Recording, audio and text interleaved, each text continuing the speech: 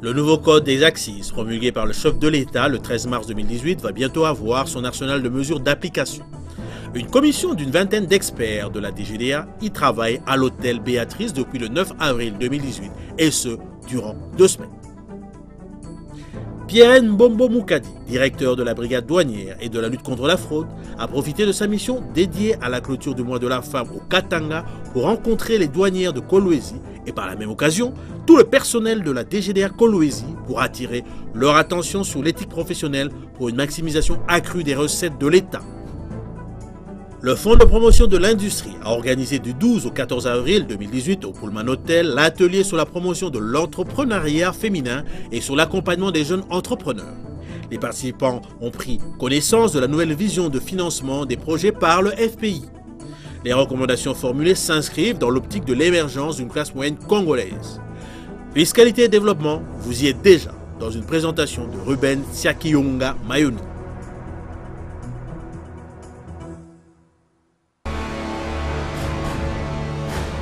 Agence Galaxy Media, la passion de développer la RDC. C'est encore et toujours un réel plaisir de vous retrouver, mesdames et messieurs, pour prendre part à la grand-messe des finances publiques en République démocratique du Congo, fiscalité et développement. Une commission constituée d'une vingtaine d'experts de la Direction générale des douanes et accises, DGDA, travaille d'arrache-pied depuis le lundi 9 avril 2018 à Béatrice Hôtel de Kinshasa, en vue de mettre en place tout un arsenal de mesures d'application du nouveau code des accises promulgué le 13 mars 2018 par le président de la République, Joseph Kabila Kabange. La commission a 15 jours pour réaliser ce travail indispensable pour une bonne appropriation de cette loi. C'est le directeur général adjoint de la DGDA en charge des questions techniques, Simon Urbenzuka Mapengo, qui a ouvert ces travaux. C'est Kanam Kinzonzi et Abenga Kumba pour les reportages. Béatrice Hôtel, commune de la Gombe. C'est ici que durant 15 jours, une vingtaine d'experts de la Direction générale de douane et accises va mettre en place des mesures et va accompagner l'application du nouveau code d'assises promulgué par le chef de l'État Joseph Kabila Kabange dans le but de renforcer le système fiscal congolais. Ce code est le fruit de concertation entre le gouvernement, les opérateurs économiques et la DGDA. Le code des accises que le chef de l'État vient de promulguer met ensemble les éléments nécessaires sortis de concertation entre les opérateurs économiques, la douane, le gouvernement, et puis on y inclut aussi les éléments du forum sur la réforme de la fiscalité. Alors vous savez, de pareils textes, quand on le promulgue, s'appelle à des mesures d'application, parce qu'il n'est pas facile de comprendre certaines choses qui sont dans le code. Si on ne met pas en place ces mesures d'application, il sera difficile que les gens interprètent ce qui est dans le code. Il prend en compte également les différentes recommandations faites à ce propos lors du Forum national pour la réforme du système fiscal tenu l'année dernière à Pullman Hotel. Ainsi, comme son article 1er les stipule, la législation des assises est constituée par le code lui-même ainsi que les dispositions légales, réglementaires et dictées pour son application. C'est à quoi s'attelle cette commission? Il y a plusieurs innovations dans le code des accises qui viennent d'être promulguées. Par exemple, je prendrai l'exemple de l'assiette seulement. L'assiette sur laquelle est assis sur le droit d'accise. Par le passé, dès qu'on produisait un bien qui est soumis au droit d'accise, on devait directement payer le droit d'accise. Or, c'est un impôt indirect. Donc, on ne peut payer que, l'opérateur économique ne peut payer que si il a déjà collecté l'argent auprès de ceux qui vont acheter le bien. Nous avons corrigé tout ça. Mais tous ces éléments, vous les aurez quand on aura publié les textes d'application du Code des accises. On va faire des décrets, on va faire les arrêtés ministériels ou interministériels et puis les décisions que vont signer les différentes autorités à cette matière. Pour rappel, le droit d'accise n'est autre qu'un impôt indirect qui touche la consommation de certains produits spécifiques à l'importation tels que l'alcool, les cigarettes, les pétroles et ses dérivés. Elle est aussi une taxe qui porte sur une quantité et non sur une valeur et peut même être prélevée sur de produits fabriqués localement indépendamment de leur origine.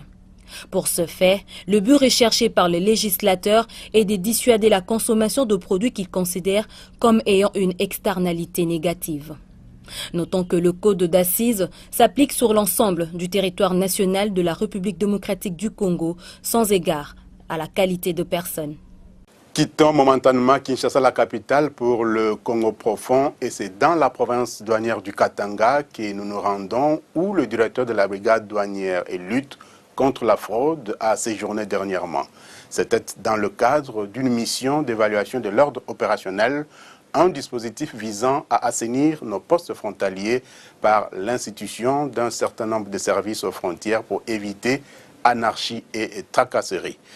Avec les représentants d'autres services autorisés, Pierrette Mbombo Moukadi a visité quelques points stratégiques dans cette partie de la République.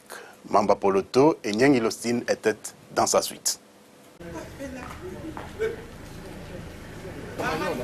Heureux qui, comme Ulus, a fait un beau voyage. C'est le cas de le dire avec Pierrette Mbombo Moukadi qui a séjourné la semaine dernière dans la province douanière du Katanga.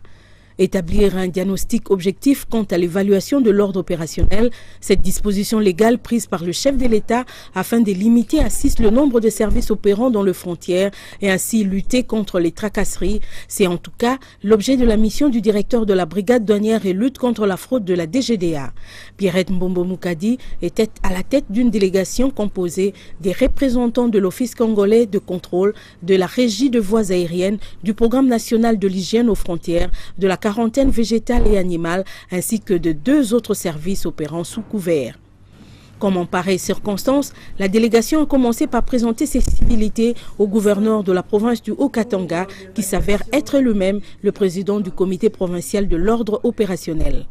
Pandé Kapopo en a profité pour inviter toutes les parties en présence de faire leur travail dans le respect des textes en vigueur, au risque de tomber sous le coup de la loi. Première étape, le poste frontalier de Kasumbalesa. Ici, la délégation a pu se rendre compte et visu de l'effectivité de l'ordre opérationnel. De Kasumbalesa frontière à Kasumbalesa whisky, en passant par la piétonnière, ainsi que ces sites appelés communément Bilanga, à traduire en français champ, un site favorisant toute forme de contrebande et de fraude. La délégation a ainsi touché du doigt les réalités de terrain, susceptibles tout de même de mettre à mal l'ordre opérationnel tel que voulu par le chef de l'État, Joseph Kabila Kabange. Le bien-être des douaniers affectés à ce poste frontalier est aussi une préoccupation majeure pour la haute direction de la DGDA, surtout par rapport à la recommandation relative à la sédentarisation des agents commis aux frontières. Voilà pourquoi, malgré la canicule, Pierrette Mbombo Moukadi n'a pas hésité un seul instant à visiter les différentes résidences de douaniers en affectation à Kasumbalesa. Le constat est amer. Ces logements, pour la plupart, ne sont pas à la hauteur du douanier. En plus, il suffit d'une petite pluie pour voir ces maisons tout simplement inondées, comme vous pouvez le constater sur ces images prises après la pluie. La visite a laissé place à une longue réunion d'évaluation au cours de laquelle ont été épinglées les véritables problématiques qui entravent la bonne exécution de l'ordre opérationnel, malgré la satisfaction qui s'est lisée tout de même sur les visages de membres de la délégation concernée. Ces difficultés sont d'ordre logistique. Il s'agit notamment de l'étroitesse de la route Lubumbashi-Kasumbalesa, la faible capacité d'accueil du parking souvent à la base de l'engorgement dans ce coin de la République, le manque de matériel de sécurité, en l'occurrence les véhicules anti-incendie pour faire face aux sinistres, ainsi que des ambulances. À cela, il faut ajouter la lenteur dans la construction de murs devant séparer la République démocratique du Congo de la Zambie, la confusion entre les bureaux et les maisons des privés et la non-dotation des uniformes pour les services non apparents œuvrant aux frontières. L'objectif principal qui a milité à ce qu'on puisse prendre ces décrets portant ordre opérationnel, c'était d'assainir le milieu. Comme vous le savez, les milieux étaient... Il y avait tellement de tracasseries, de l'anarchie, des désordres. Alors on a limité les services qui sont appelés à œuvrer au niveau des frontières. Et ces services-là, chacun dans ses missions doit pouvoir faire son travail et pas chercher à s'immiscer dans les fonctions, bien les missions des autres services. Nous avons vu, il y a 2 choses, c'est pas pour rien que la réunion a été à huis clos. Nous avons pris des résolutions que je ne saurais pas dire devant les caméras ici. Et je crois qu'à l'avenir, l'environnement sera vraiment aplani pour que les opérateurs économiques soient dans les bonnes conditions de travail. L'infatigable Pierrette Mbombo et sa délégation toujours aussi déterminée se sont rendus également le mardi 2 avril à l'aéroport de la Loano pour la même finalité. C'est Madame Marie Omanga, commandant de ces sites aéroportuaires, qui a fait visiter à ses hôtes les différents points d'accès tant au départ qu'à l'arrivée de la ville de Lubumbashi. Comme à Kinshasa, l'aéroport de la Loano est aussi doté de caméras de détection de cas de fièvre, ceci pour prévenir de cas d'épidémie. Selon le constat, l'ordre opérationnel rencontre d'énormes difficultés, notamment l'immixtion des autres services non habilités dans le travail réalisé dans ces cadres. Une réunion a suivi la tournée sur le terrain, tournée qui a conduit la délégation même dans les entrepôts de la douane qui ne remplissent pas non plus les conditions requises. Amélioration du climat des affaires oblige. La délégation ne s'est pas seulement contentée de rapports reçus à chaud. Elle est allée à la rencontre des opérateurs économiques, membres de la Fédération des entreprises du Congo. Ceux-ci n'ont pas manqué de confirmer des cas de tracasseries, arrestations et autres saisies arbitraires de marchandises, deux fois en procédure d'urgence par des services non habilités. Le même jour, la délégation a clôturé sa mission par une autre réunion d'évaluation sans complaisance qui a accouché des recommandations pour pallier aux difficultés relevées ici et là dans l'exécution de l'ordre opérationnel. Il s'agit entre autres de l'aménagement d'un port sec et l'élargissement du parking de Kasumbalesa pour la gestion rationnelle de flux de camions. Somme toute, la délégation a insisté sur le fait qu'il faut dénoncer tout cas de fraude et surtout sanctionner les fauteurs de troubles. Mais au-delà, la vulgarisation de l'ordre opérationnel reste une nécessité. Restons une fois de plus dans cette même province douanière où Pierrette Mbombo Mukadi avait une autre mission, celle de clôturer le mois de la femme, le mois de mars donc. Pierrette Mbombo a profité de son séjour louchois pour rencontrer les douanières de Kolwezi et par la même occasion pour attirer l'attention sur l'éthique professionnelle pour une maximisation accrue des recettes douanières dues à l'État. Retrouvons une fois de plus les deux battantes Mamba Poloto et Losine Nyangi pour les détails. La province de Lualaba, partie intégrante de la province douanière du Katanga, n'a pas été oubliée par les directeurs de la brigade et lutte contre la fraude. Pierrette Mbombo Mukadi y est surtout allée pour sensibiliser les femmes douanières sur leur rôle dans la mobilisation de recettes de l'État. Respectant la tradition, elle est allée en premier ressort présenter ses civilités au gouverneur Mouyej avant de se diriger vers la représentation de la douane congolaise à Kolwezi. S'adressant aux douanières, Pierrette Mbombo Mukadi a insisté sur le combat que les femmes doivent mener pour plus de représentativité dans le poste de responsabilité, insistant également sur le renforcement des capacités. Pierrette Mbombo a été formelle, l'on ne doit pas rester cramponné dans une tradition qui limite les actions de femmes en un seul jour ou en un seul mois. Chaque jour est une opportunité de bien faire et d'améliorer les choses, a-t-elle déclaré. Faisant d'une pierre deux coups, le directeur de la brigade douanière et lutte contre la fraude s'est adressé à tous les douaniers en mettant en exergue l'éthique professionnelle qui doit les caractériser, gage de la mobilisation de recettes de l'État. L'image de marque du douanier longtemps ternie doit absolument revêtir ses lettres de noblesse. Elle les a interpellés afin de travailler en respectant les règles qui régissent leur métier. Comme je suis arrivée au courant du mois, vers la fin du mois de mars, je devais clôturer les activités relatives au mois de mars. Nous avons travaillé d'arrache-pied depuis que nous sommes arrivés, depuis jeudi de la semaine passée. Nous avons clôturé nos activités officiellement hier et nous nous sommes dit, il y a aussi deux femmes à Kolwezi, n'est-ce pas? On s'est dit, on vient quand même voir nos sœurs ici de Kolwezi, pas seulement nos sœurs et tous les agents et cadres de la DGDA. Et cette parité ne peut se faire qu'avec les hommes. Et cette parité ne peut pas non plus s'octroyer de façon automatique. C'est comme ça que je voulais rappeler aux mamans douanières qu'elles doivent tout faire pour une certaine remise à niveau pour que la parité soit fondée sur le mérite, sur la méritocratie. J'ai insisté aussi sur deux valeurs, sur l'éthique professionnelle. Cette éthique professionnelle concerne aussi les agents et cadres masculins. Pierrette Mbombo Moukadi a signifié que la douane d'aujourd'hui est tellement modernisée qu'elle ne se limite pas qu'au seul rôle de perception de droits, taxes et autres redevances à l'importation ou à l'importation. Sur le plan économique, elle a la mission de faciliter et sécuriser les échanges commerciaux ainsi que la production locale de produits soumis aux droits d'accise. Au-delà, elle a la mission de protéger l'espace économique national par l'application de normes aux frontières. Elle est également chargée de faire respecter les règles de politique d'intégration du pays dans les communautés économiques régionales et aussi établir les statistiques du commerce extérieur. Face aux défis tels que le terrorisme, la criminalité transfrontalière organisée et le blanchiment d'argent, la douane doit plus que jamais être préparée et outillée pour protéger et sécuriser les populations congolaises. C'est encore elle qui relève les infractions en matière de douane et accises, ainsi qu'au niveau des législations connexes dans l'exercice de tous les contrôles. Des missions qui demandent des douaniers sérieux et efficacité.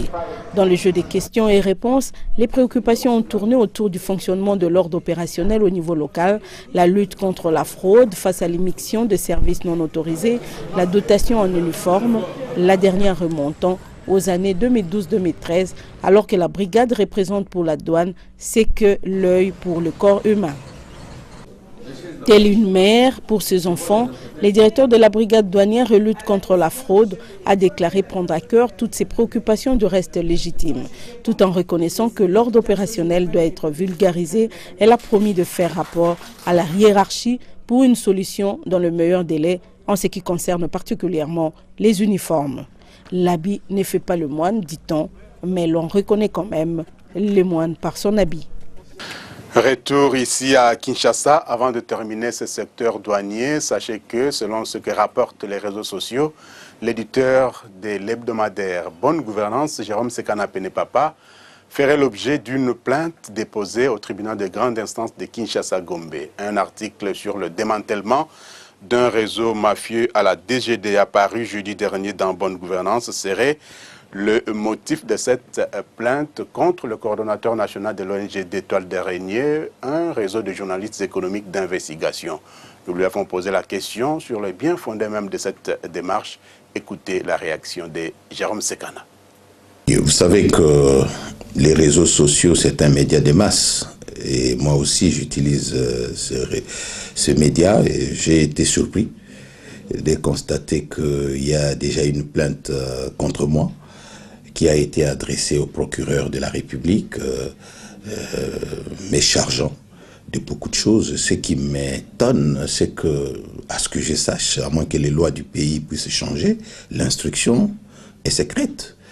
Comment expliquer le fait que la première pièce du dossier, qui est la plainte, se retrouve déjà sur la place publique, dans les réseaux sociaux, et je soupçonne déjà les plaignants de pouvoir porter atteinte à ma personne, ce qui est grave. Voilà pourquoi j'ai demandé à mes avocats de pouvoir se saisir du dossier et d'intervenir quant à ce. Deuxièmement, la loi existe dans ce pays. Je pense que la première des choses à faire serait de demander un droit de réponse. Vous savez que j'ai 25 ans de carrière. Moi, avant de publier l'information, j'essaye de croiser les sources. Je connais où se limitent mes compétences des journalistes d'investigation. Je pense que je pouvais éclairer leur lanterne. Qu'à cela ne tienne, moi, ça me fait plaisir. Je pense que nous allons nous livrer à un exercice démocratique. Et je vais demander au juge d'autoriser que toutes les caméras viennent, que le procès soit radio-télévisé. Et vous allez assister, je vous assure, à un procès inédit sur la fraude douanière en République démocratique du Congo, parce qu'il se passe beaucoup de choses et depuis très longtemps nous essayons de nous taire, mais maintenant que le pays a besoin d'argent, on ne peut pas accepter que des gens s'amusent à mettre de côté ou à violer les lois du pays. Au lieu de renflouer la caisse de l'État, les gens s'amusent à faire n'importe quoi. Et c'est ça notre travail en tant que journaliste d'investigation. Donc je suis vraiment à l'aise. J'attends impatiemment, parce que je ne suis pas encore saisi, j'attends que le procureur m'envoie l'invitation. Je ne sais pas moi si ça sera un mandat de comparution. En tout cas, vous verrez. Et monsieur le procureur, j'attends, mais je suis déjà désolé de constater qu'une plainte circule dans les réseaux sociaux et on m'appelle de partout. Il faudra peut-être commencer par là, enquêter comment un document secret se retrouve entre les mains des gens. Tunda Kasongo Prosper et Pataoule Kalema, respectivement élus gouverneurs et vice-gouverneurs de la province du Maniema, sont arrivés vendredi 13 avril 2018 à Kinshasa. Question de présenter leur civilité et recevoir des directives des plus hautes autorités du pays pour un nouveau départ de cette province. Bakaya Kaloubulu et Abenga Kumba ont assisté à l'arrivée de ces nouveaux chefs de l'exécutif provincial du Maniema. Voici leur reportage. À la cour d'appel, la requête a été considérée irrecevable par faute de qualité. Mais alors, après que la cour d'appel ait tranché, nous avions compris que M. Prosper Tunda Kasongo est l'émanation du peuple. Auréolé par cette double source de légitimité issue des urnes et de la justice, les duos Tunda Kasongo et Pataoule Kalema, récemment portés à la tête de la province du Maniema, a effectué les déplacements de la capitale Kinshasa pour rencontrer les différentes autorités nationales. Nous sommes venus ici pour des rencontres pour que nous puissions avoir le quitus du chef de l'État, parce que c'est lui le garant de la nation, afin que nous puissions avoir ses orientations, parce que nous avons toujours travaillé selon sa vision et maintenant que nous avons le pouvoir de la population et nous allons nous investir davantage pour que le Maniema soit une terre de promesses, une terre de beau vivre, une terre de joie. À cet effet, une foule nombreuse en liesse composée des ressortissants de ce territoire, de cette province, a fait le déplacement de l'aéroport d'Indjili et de la résidence familiale pour accueillir les heureux élus. L'occasion faisant les larrons, Tunda Kasongo a lancé un appel à toutes les filles et fils du Maniema et aux différents partenaires afin de l'aider à réussir son programme de gouvernement. La province a son budget et il y a des appuis qui viennent aussi du gouvernement central. Et puis le Maniema doit avoir ses partenaires. Donc nous avons un carnet d'adresses et c'est pourquoi nous avons été élus. Nous allons chercher à avoir des moyens propres d'abord de la province, les moyens qui nous seront rétrocédés par le gouvernement central et les moyens que nous allons obtenir de nos partenaires, que nous connaissons bien les adresses pour que nous puissions réaliser notre vision. Message capté 5 sur 5 par l'assistance, comme le témoigne Stanislas Omombo, président de la mutuelle des ressortissants du territoire de Kailo, présent à cette cérémonie. C'est mieux que tous les fils du Maniema puissent se mettre d'accord, la main dans la main, pour l'accompagner afin qu'il réussisse pendant son mandat. Des chants ont été entonnés et des danses exécutées pour couronner la joie qui s'élisait sur tous les visages et la satisfaction du choix opéré par les députés provinciaux. Après l'adversité de la campagne électorale, l'heure est à la réconciliation et à l'unité. Quoi qu'il en soit, après tout, c'est le Maniema qui gagne. Actualité de la Direction générale des impôts à présent, elle s'ouvre par ce communiqué dont voici la teneur. La Direction générale des impôts informe les contribuables assujettis à l'impôt professionnel sur les rémunérations IPR, à l'impôt exceptionnel sur les rémunérations versées au personnel expatrié et à la taxe sur la valeur ajoutée TVA, qu'étant donné que l'échéance de souscription des déclarations afférentes au mois de mars 2018 tombe un dimanche, ils sont autorisés à s'acquitter de leurs obligations au plus tard le lundi 16 avril 2018. Sont également concernés par cette échéance les publics et les micro-entreprises qui sont tenus de s'acquitter de l'impôt professionnel sur les rémunérations versées au personnel domestique et aux salariés relevant des micro-entreprises afférents au premier trimestre de l'année 2018. À titre de rappel, la quantité trimestrielle de l'IPR s'élève à l'équivalent en francs congolais de 6 $ américains pour un salarié domestique, 9 $ américains pour un salarié relevant de micro-entreprises. Passé ces délais, il sera procédé à l'application de pénalités fiscales conformément à la loi. Et puis, à la même régie financière, la DGI, donc, elle rappelle à tous les contribuables assujettis à l'impôt sur les bénéfices et profits, quelle que soit leur taille, que conformément à la législation fiscale en vigueur, ils sont tenus de déposer au plus tard le lundi 30 avril 2018 leur déclaration afférente à l'exercice comptable 2017 et de s'acquitter du montant dû.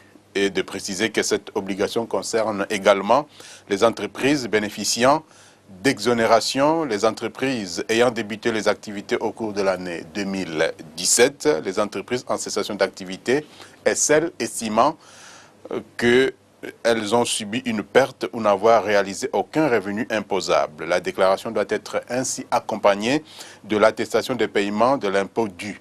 En ce qui concerne particulièrement les entreprises relevant du régime des droits communs, cette déclaration doit être accompagnée du bilan, du compte des résultats, du tableau financier des ressources et des emplois, de l'état annexe, de l'état supplémentaire statistique conformément à l'acte uniforme OADA du 24 mars 2000 portant organisation et harmonisation des comptabilités des entreprises relevant du relevé récapitulatif des ventes effectuées au cours de l'année 2017, ainsi que de toutes les autres pièces justificatives jugées nécessaires.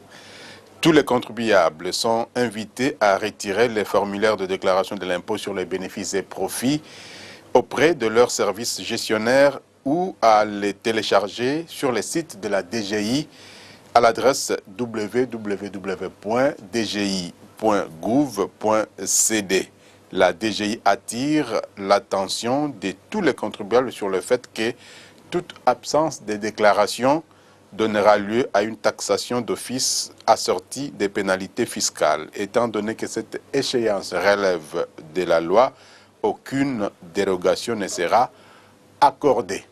Quittons la Direction générale des impôts pour le Fonds de promotion de l'industrie qui a clôturé vendredi 14 avril 2018 l'atelier sur la promotion de l'entrepreneuriat féminin et accompagnement des jeunes entrepreneurs. Les entrepreneurs venus de l'intérieur du pays et de l'étranger ont réfléchi pendant 2 jours, soit les 12 et 13 avril 2018, sur la nouvelle vision des financements des projets par le Fonds de promotion de l'industrie au profit des jeunes entrepreneurs. Plusieurs recommandations ont été formulées pour mieux accompagner les jeunes entrepreneurs, et ce, dans l'optique de l'émergence d'une classe moyenne congolaise pour la réduction de la pauvreté. Reportage signé Wangi Lokwa et Bumba Angelani. Les responsables du Fonds de promotion de l'industrie FPI ont réfléchi sur la problématique de l'entrepreneuriat de jeunes Congolais à l'émergence et à la création d'une classe moyenne congolaise. Cette réflexion a abouti à la mise en place d'une politique de financement des projets qui s'inscrivent dans une approche de chaîne de valeur qui vont à terme favoriser la création d'emplois stables. Ces documents ayant été validés en interne, c'est au tour du monde extérieur de s'en approprier pour mieux mûrir la réflexion. D'où la tenue de cet atelier auquel jeunes entrepreneurs et experts ont pris part. Le directeur général du FPI, Patrice Kiteb-Kibonvoul, circonscrit l'objet de la tenue de ces assises. Cet atelier a pour objectif, premièrement, de présenter les résultats de l'étude pour les incubateurs que nous avons l'intention de monter ici à Kinshasa, un deuxième à Goma qui va couvrir le Nord Kivu et le Sud Kivu. Deuxièmement, valider la stratégie qui a été préconisée dans ce cadre-là en essayant d'obtenir les réflexions de toutes les parties prenantes pour que la stratégie soit au mieux conforme aux attentes donc, de la classe des jeunes entrepreneurs, d'une part, mais aussi nous avons dans notre stratégie triennale 2018-2020 un objectif à atteindre en matière d'entrepreneuriat féminin. Nous souhaitons qu'au minimum 15% des ressources que nous allons financer, des projets que nous allons financer, proviennent de l'entrepreneuriat féminin, au moins. Au moins. C'est comme ça que nous associons ici à la fois toutes les parties prenantes, y compris les partenaires techniques et financiers qui travaillent en soutien avec les jeunes, en soutien avec les femmes.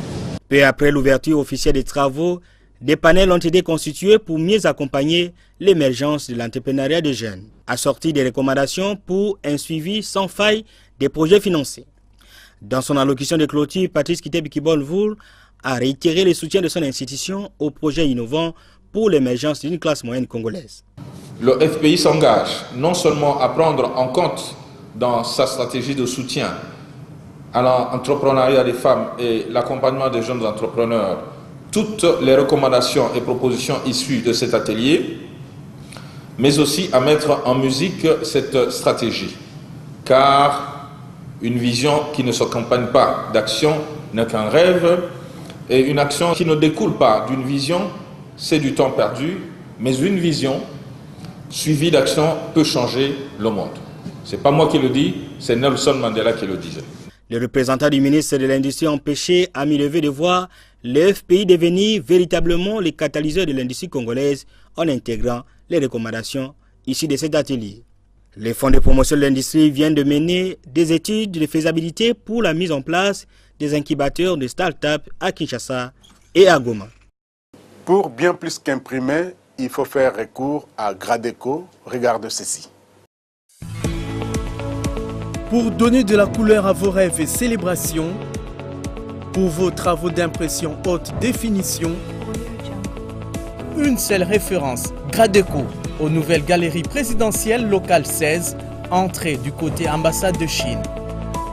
En ces moments en promotion, polo d'anniversaire, polo de mobilisation de masse, tasses, stylos imprimés. Hâtez-vous, stock limité, Gradeco, bien plus qu'imprimé.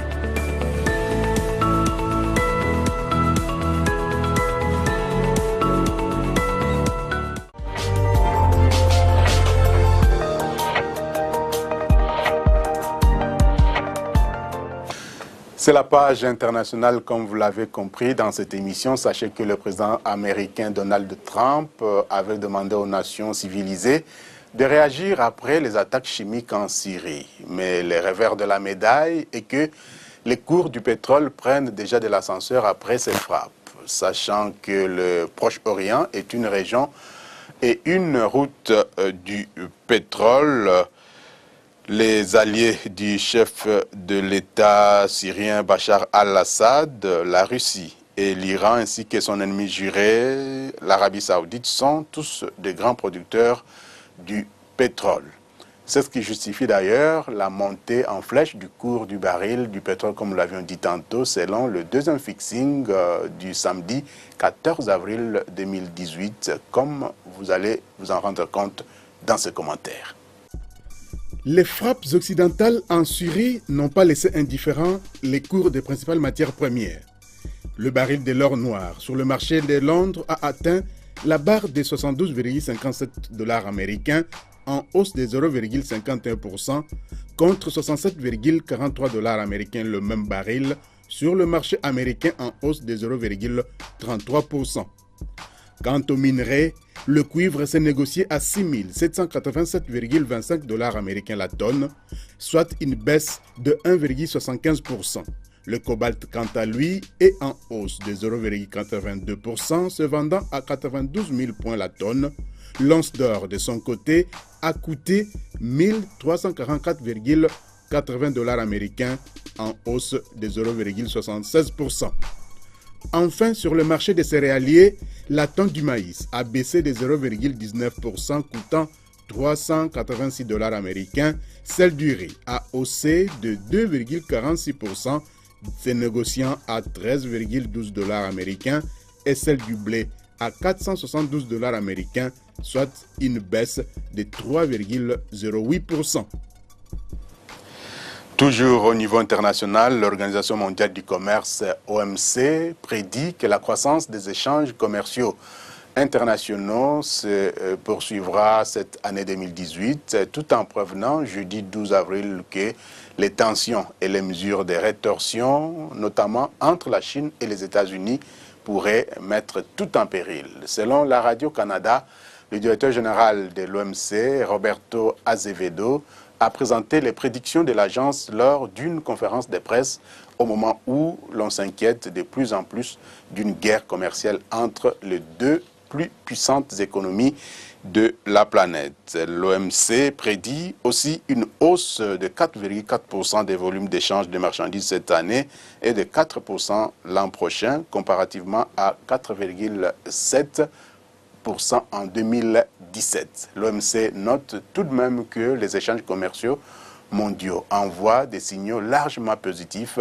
mais rappelle qu'ils pourraient être freinés par une montée des sentiments anticommerciaux et des gouvernements de plus en plus prêts à adopter des mesures commerciales restrictives. Au siège de l'OMC à Genève, Roberto Azevedo a signifié aux journalistes que ces prédictions témoignent de la robustesse de la croissance économique constatée dans les pays développés et en voie de développement et qui devrait se poursuivre, avant de préciser toutefois que ces prévisions ne tiennent pas compte de la possibilité d'une escalade de restrictions commerciales.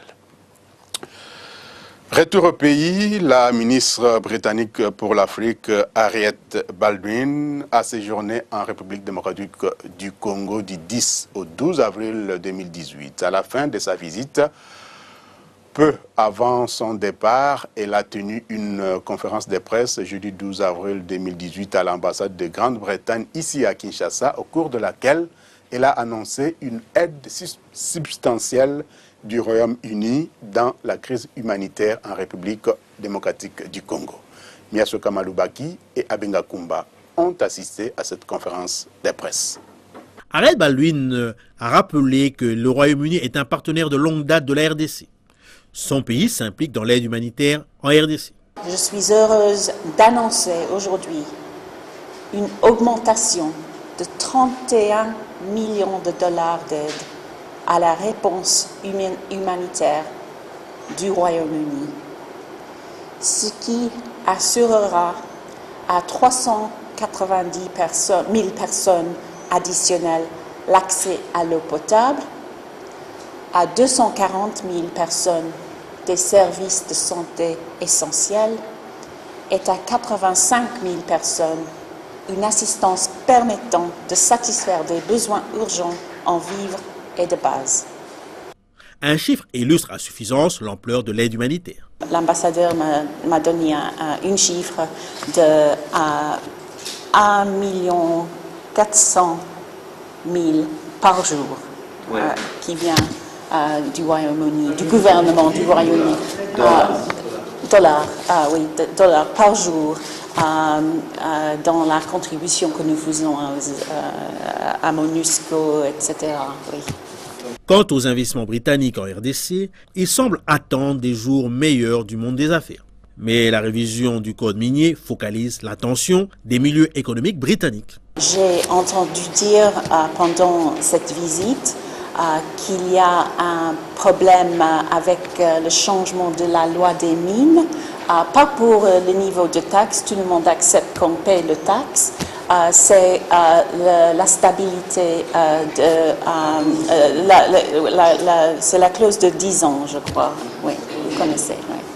Quant au Brexit, ou la sortie du Royaume-Uni de l'Union européenne, elle n'entraîne pas de changement immédiat dans la coordination de la coopération et de l'aide au développement de l'Europe. Je n'anticipe pas de changement avec le Brexit qui aura lieu le 29 mars 2019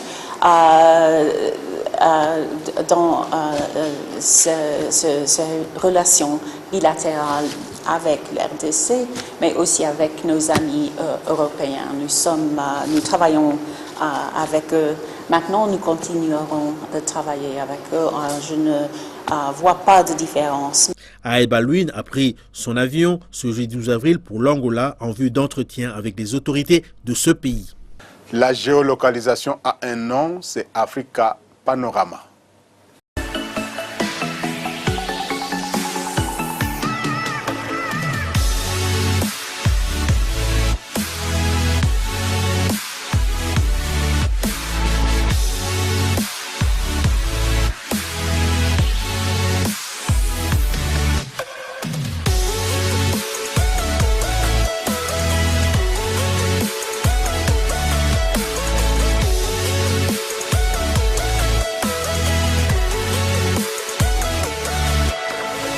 Avec Africa Panorama, suivez en temps réel tous les parcours de votre véhicule. Le panier de la ménagère est-il garni ou pas? C'est ce qui nous pousse à jeter un regard sur les tendances des prix des denrées alimentaires de grande consommation sur les grands marchés de Kinshasa, la capitale, le samedi 14 avril 2018. Le constat est de Choleba Péké. Voici les prix des denrées alimentaires de grande consommation du lundi 9 au 14 avril 2018 sur les principaux grands marchés de Kinshasa. Pour le poisson chinchard, au marché de la Liberté, le prix d'un carton de 18 plus 30 kg a connu une hausse. Il est passé de 82 500 francs congolais il y a quelques jours à 83 000 francs congolais. Hausse également au marché central où le prix a grimpé de 83 850 francs congolais à 87 000 francs congolais. Stabilité par contre au marché Selembao où le prix s'est maintenu à 81 500 francs congolais. Baisse par contre de 89 200 francs congolais à 88 400 francs congolais au marché Gambela. Concernant la viande, un carton TS 10 kg a connu une baisse au marché de la Liberté. Il a reculé de 89 000 francs congolais à 78 800 francs congolais. Au marché central, il coûte 79 000 francs congolais. Au marché Selembao, le même produit 10 kg a valu 79 500 francs congolais. Et enfin, au marché Gambela, il se vend à 78 550 francs congolais. Du côté produits secs, les maniocs en provenance de Massimanimba, dont l'ex-Bandundu, coûtent actuellement 75 000 francs congolais au marché de la Liberté. Au marché central, le sac de manioc moyen a coûté 65 000 francs congolais. Au marché Selembao, les sacs de manioc à longe en provenance du Congo central se vendent à 50 000 francs congolais. 63 000 francs congolais au marché Gambela pour les sacs de cossette de manioc de l'Isala. Du côté sucre, au marché de la Liberté, un sachet de 5 kg se vend à 7 300 francs congolais. Au marché central, ce même sachet a baissé de 7 600 francs congolais à 7 500 francs congolais. Au marché Selembao, il s'est vendu à 7 200 francs congolais. Et enfin, au marché Gambela, il coûte 7 400 francs congolais. Bouclons ce tour d'horizon des prix avec les haricots. Un gobelet appelé Ebundeli se vend à 1600 francs congolais au marché de la Liberté dans la commune de Massina, 1400 francs congolais au marché central, 1500 francs congolais au marché Selembao et 1600 francs congolais au marché Gambela. En marge justement de cette évolution des prix sur le marché, l'Institut national de la statistique INES publie, comme vous le savez d'ailleurs, les informations sur l'indice de l'inflation hebdomadaire. Makie Seloutina nous fournit ici cet indice au cours de la semaine du 9 au 13 avril 2018. L'inflation hebdomadaire du 9 au 14 avril 2018 est de 0,102% au niveau national et 0,116% à Kinshasa. En cumul, l'inflation a atteint 3,228% au niveau national et 3,917% à Kinshasa. L'inflation annualisée se situe à 11,642% au niveau national et 14,249% à Kinshasa. En glissement annuel, l'inflation est de 48,654% au niveau national et 46,392% à Kinshasa. L'inflation de la semaine est consécutive principalement à la hausse des prix de pains et céréales, des viandes, des légumes, des services de transport.